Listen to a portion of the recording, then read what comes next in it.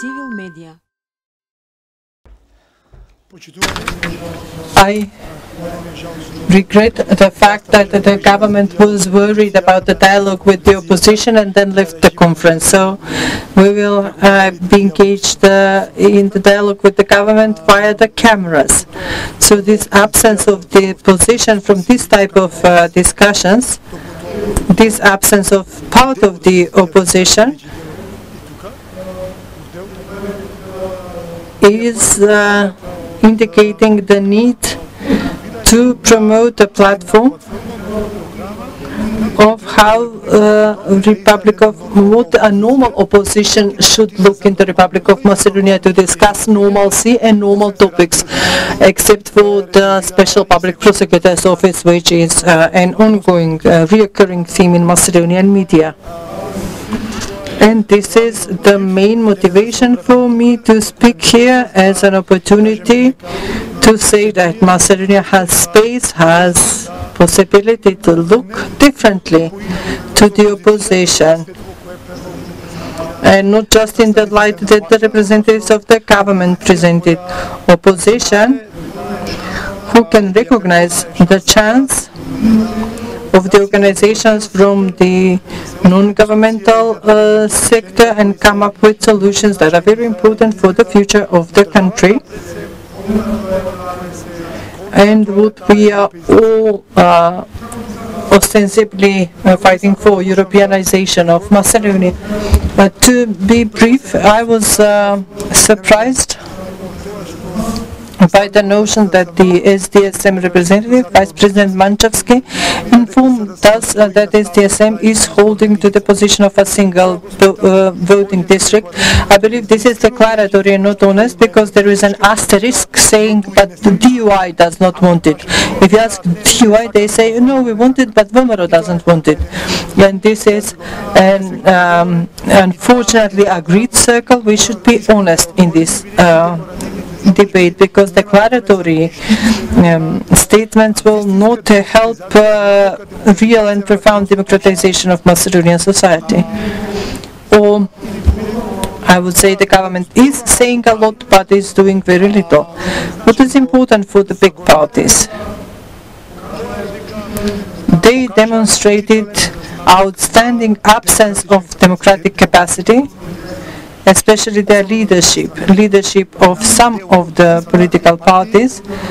And it's of no use to use arguments now to convince them that to support changes to the electoral code, saying that we are fighting for democratization of the society as a whole. Because we have absence of that capacity and because we have surplus of interests, I will say what is in their interest and what they will win if they support the changes to the electoral code aiming at promoting one polling district, open lists, etc., etc.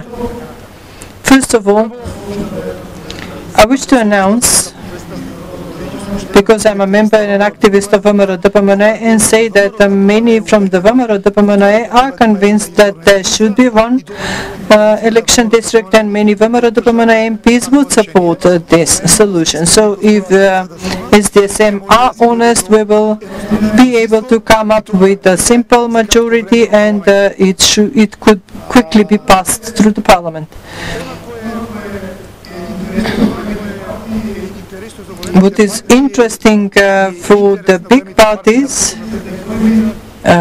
they will be the biggest losers if there are 6 polling districts, because thousands of votes will not be counted when awarding the MP mandates. So in that sense, DUI should really be interested in supporting one polling district, because I believe that they recently in the third district are losing thousands of votes without earning mandates for them.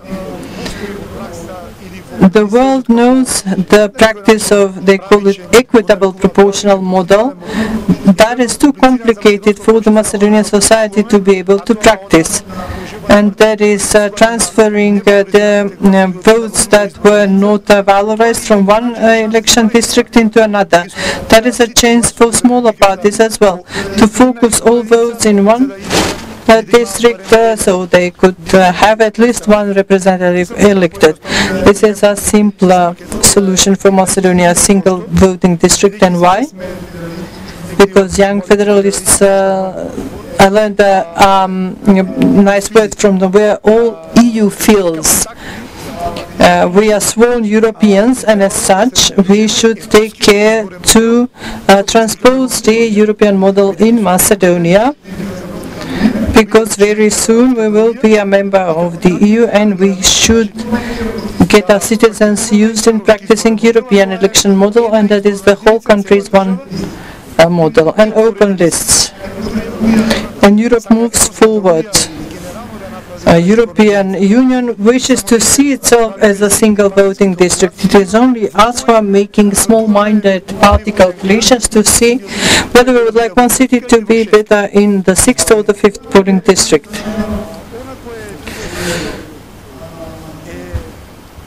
What is also important is the fear of competition. We have double fear of competition. And the leaders are fearing it could happen that the leader would win less votes than another candidate in the preferential list, and the leader will lose the leadership. But this is a wonderful opportunity for the political parties to make an internal filtration and give the citizens the chance to vote for the leaders of the party, and not in the set-up congresses. It is also an opportunity for other political entities to come to the political market in the country. The competition will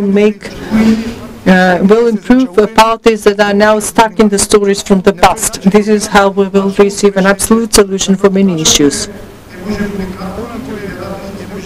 What will be unique and different from what the others said so far? This is that I am not supporting any form of positive discrimination. Legal hyper-regulation, such as such and such percent of women, such and such percentage of ethnic communities, that the mandates should be distributed to municipalities. As a right-wing politician, I am all for market regulation without a threshold. The threshold will be decided. This will be the ratio between the last elected, 120th, and this will bring about mobilization of the parties to raise the threshold of turnout of citizens. Bigger parties will also like raising the census. The smaller parties will like achieving the ratio. This will contribute to better turnout and bigger interest of the citizens for politics. And also, if we have the smallest percentage of candidate women, this will mean less support from this population. So why should we regulate it legally? Or if we have no candidates who are members of other ethnic communities, then the one, unfortunately in Macedonia, the political parties are ethnic. We don't have ideological political parties, which is a serious reform required in the future, and I'm hoping you will help us in this. If we do not have representatives from ethnic communities, we will not expect support from them. And also regionalization. Why should we not allow political parties to be regionalized? Why should we not have one focusing on the Skopje region?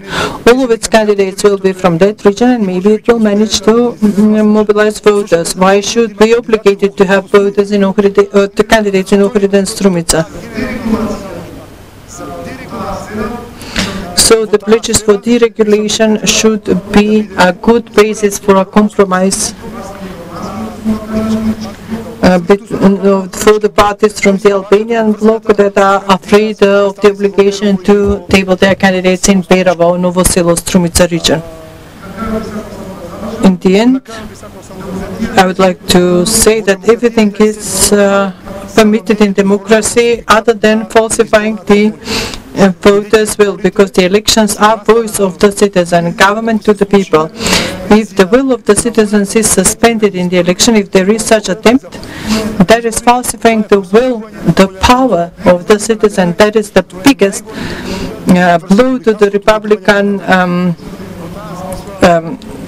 order in the country. Very little is done about this, and I'm hoping that civil and other NGOs will open another issue, and that is raising the awareness inside political parties about the notion that the biggest crime against Macedonian Republic is not to open a discussion around political issues. That is not treachery.